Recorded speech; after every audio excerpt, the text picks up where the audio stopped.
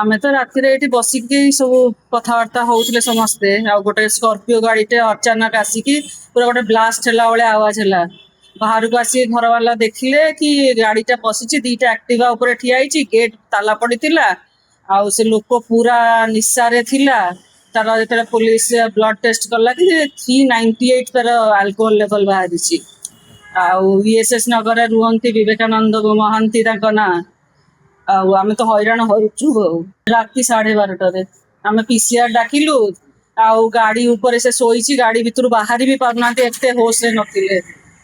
PCR ଆସିକି ଗାଡି ଉପରେ ଚଢିକି ସବୁ କାଢିଲେ। ଆଉ ତାଙ୍କୁ ଆମେ ତ ଭାବିଲୁ କଣ ବଞ୍ଚିଛନ୍ତି କି ନାହିଁ ବି ଆମେ ଜାଣିପାରିଲୁନି, ଏତିକି ପିଇଥିଲେ।